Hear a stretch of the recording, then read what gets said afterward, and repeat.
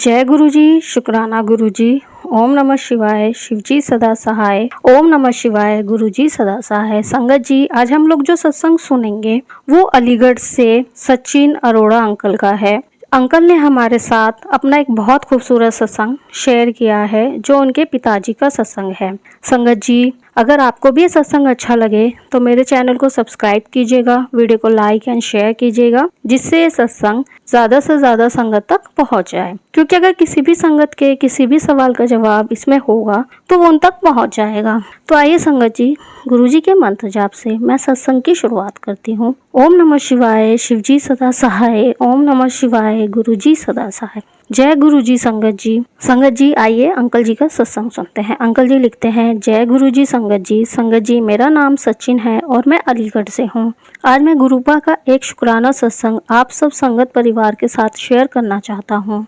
हे गुरुपा, हम पापी और आप हमारे पापों के बख्शनहार हो। हमारे बुरे कर्म ही हमारे सामने आते हैं और गुरुपा आप ही हमेशा हमें बचाते हैं। संगत जी, आज का सत्संग मेरे पापा का है जो एक बहुत ज़्यादा ब्लेस्ड सत्संग है।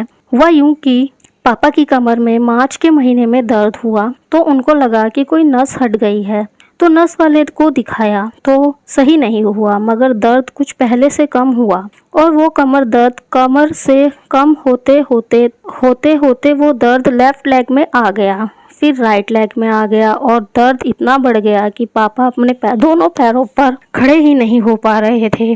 फिर हमने एक नर्स वाले डॉक्टर को दिखाया तो उसकी दवा से भी आराम नहीं आया। फिर उसने एमआरआई करवाने को बोला तो उसमें हड्डी और नस दोनों की प्रॉब्लम दिखी।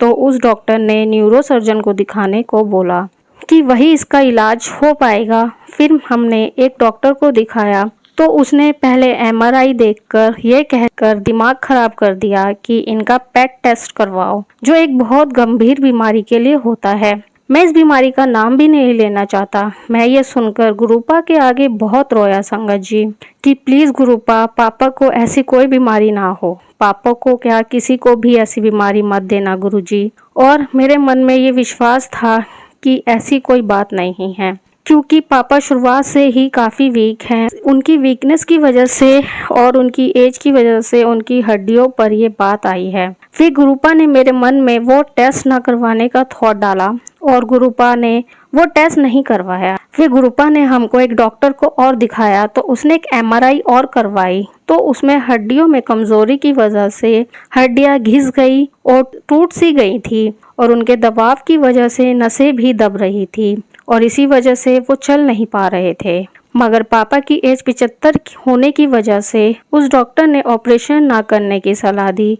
बोला रिस्क है, क्योंकि हम बेहोशी की दवा देंगे जो शायद बॉडी के अंदर कुछ पार्ट्स पर इफेक्ट डाल सकती है और ऑपरेशन करने पर कोई गारंटी नहीं है और ऐसे में शायद पेशेंट होश में ही ना आए। मैं सुनकर बहुत परेशान हुआ कि अब क्या होगा। फिर गुरुपा की कृपा से हम एक और डॉक्टर के पास गए जो फाइनली इस बार गुरुपा ने हमको उस जगह जहां पापा का ऑपरेशन हुआ, पर उन लोगों ने भी ऑपरेशन करते वक्त बोला कि हम बेहोश ना करके पापा की पीछे हड्डी में इंजेक्शन लगाएंगे, जो सक्सेस रहा तो सिर्फ सुन करके ऑपरेशन हो जाएगा और ये करना सेफ होगा ऑपरेशन के लिए, और अगर ना हो सका तो हम बेहोशी का इंजेक्शन देंगे जो थोड़ा रिस्की हो सकता है। मैंने गुरुपा पर सब छोड़ दिया और बोला गुरुपा, ये ऑपरेशन आपने ही कराना है और आपने ही पापा को सही करना है। तो यही हुआ। काफी लंबा चला ऑपरेशन और जब डॉक्टर बाहर आए तो बोला कि हमने सुन करके ही ऑपरेशन किया है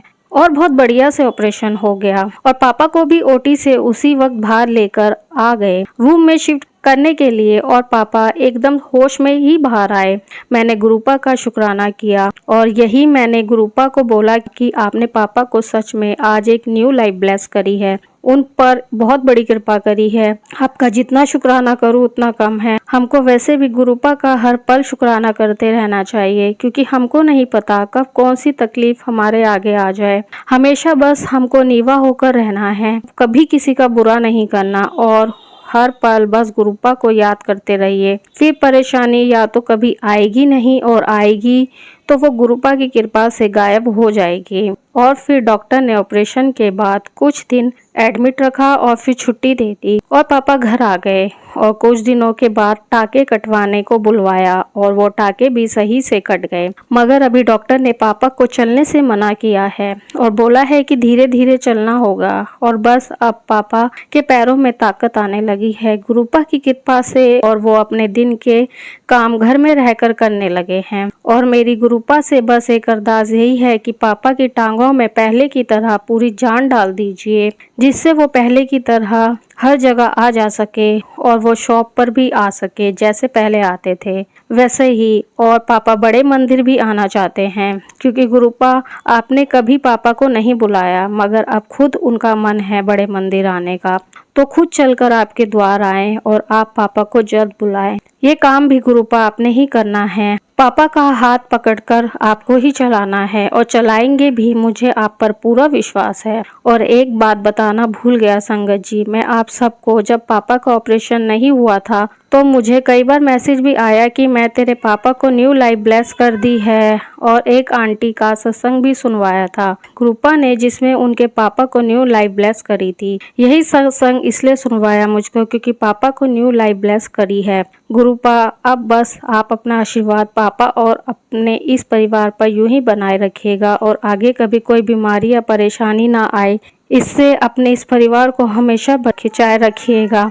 और जो आपकी संगत है वो भी हमेशा आपके आशीर्वाद से हर बीमारी और परेशानी से बची रहे। और जो आंटी मेरा सत्संग शेयर कर रही हैं उनके घर में भी किसी भी मेंबर पर कोई तकलीफ ना आए और वो आपके सत्संग शेयर करने की सेवा ऐसे ही खुशी खुशी करती रहे।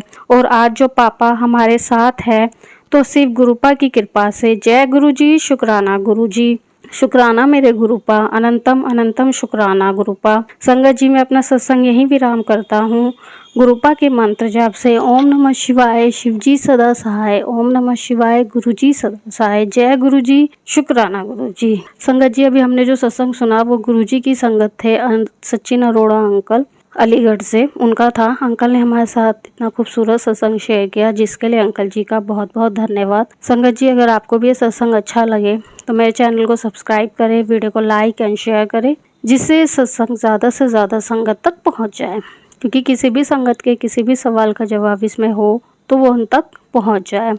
इसी के साथ मैं अपनी वाणी को विराम देती हूँ और सारी संगत को मेरा जय गुरु जी।